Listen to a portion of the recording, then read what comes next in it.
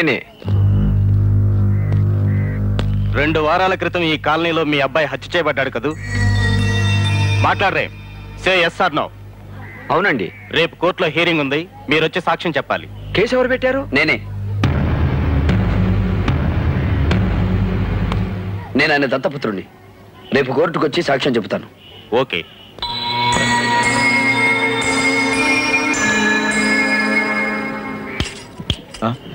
ఏంటి బే గట్ల చూస్తున్నావు? రాజా వాళ్ళ నాయన మీద కేసు లేకుండా చెయ్యనీకి నాటకం ఆడింటున్నావు కదా, ఇప్పుడేమంటావు? కోర్టులో శిక్ష పడాలిగా.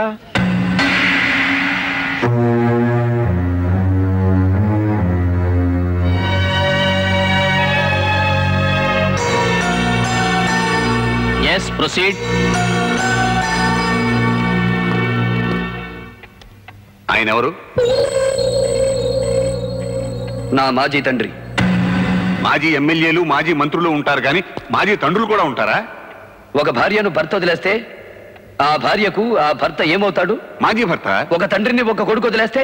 ఇది భార్యాభర్తల సంబంధం కాదు, రక్త సంబంధం. ఎలా దిగిపోతుంది? హిందూ వారసత్వ చట్టంలో ఒక ఇంట్లో పుట్టిన సంతానం ధర్మబద్ధంగా మరో ఇంటికి వెళ్తే ఏమంటారు? దత్తత అంటారు. దత్తత వెళ్ళిన కొడుకు ఆ ఇంటికి ఏమవుతాడు? దత్తపుత్రుడు అవుతాడు. లా చదువుకున్నారు, ఎందుకు ఇవన్నీ నాతో చెప్పించుకుంటారు? ఇది కోర్టు, ఇక్కడ ఈలలు వేయకూడదు. ప్రొసీడ్. హత్య జరిగిన రోజు మీరు ఈ నగరంలోనే లేరు కదా. మీ తండ్రి గారు, అదే మీ మాజీ తండ్రి గారు ఈ హత్య చేయించారని మీరు ఎలా నమ్ముతున్నారు? నమ్మబట్టే ఎఫ్ఐఆర్ దశలోనే బుట్ట దాఖలు కాబోతున్న ఈ కేసుని కోర్టు వరకు తీసుకొచ్చాను. గౌరవనీయులైన శ్రీ చక్రపాణి గారు ఈ హత్య చేయించారో లేదో ఆయన ధర్మపత్నిని, ఆయన కూతుర్ని పిలిచి విచారించండి.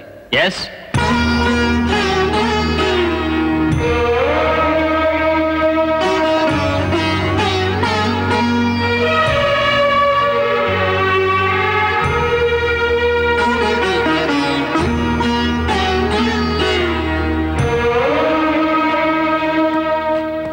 మీ భర్త చక్రపాణి గారు భాస్కర్ అనే కార్మికుని హత్య చేయించారా?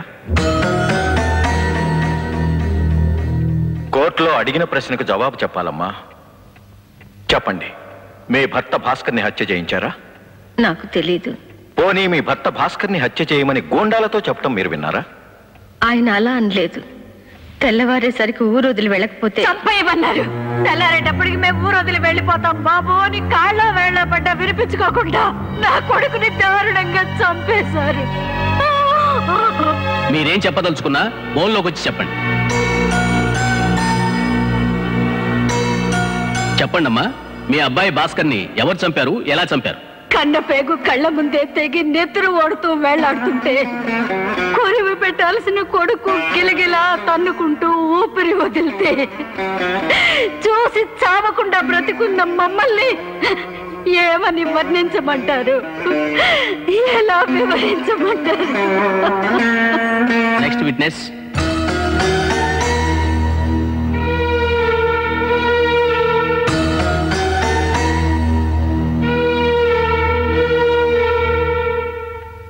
ఏమ్మా, నువ్వు భాస్కర్ ప్రేమించుకున్నారా? అవును. మీ పెళ్లికి మీ నాన్నగారు అంగీకరించలేదా? అవును. తనకే భాస్కర్ని మీ నాన్నగారు చంపేయమన్నారా? తెల్లవారేలోపు ఇల్లు ఊరు ఖాళీ చేసి వెళ్ళకపోతే చంపేయమన్నారు. నేను చంపమనలేదు, బెదిరించమన్నాను అంతే. ఈ కేసులో అసలు ముద్దాయిలు కిరాయి గుండాలు. నా క్లయింట్ వాళ్ళని కేవలం హతుణ్ణి బెదిరించడానికి మాత్రమే ఉపయోగించుకున్నాడు అన్న స్టేట్మెంట్ ఆల్రెడీ రికార్డ్ అయ్యింది. కాబట్టి ఆ గుండాలు దొరికి నిజం చెప్పే వరకు ఈ కేసులో ప్రధాన ముద్ద అయినటువంటి నా క్లయింట్ ఈ నేరం చేశాడో లేదో కోర్టుకు తెలియదు.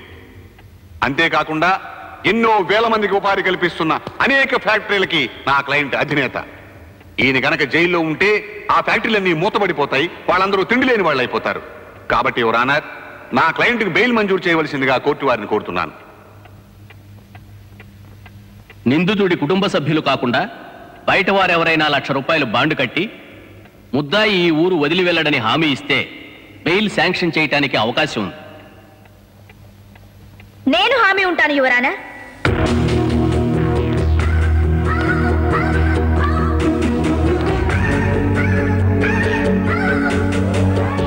నువ్వెవరో తెలియకుండా బెయిల్ ఎలా ఇస్తారమ్మా?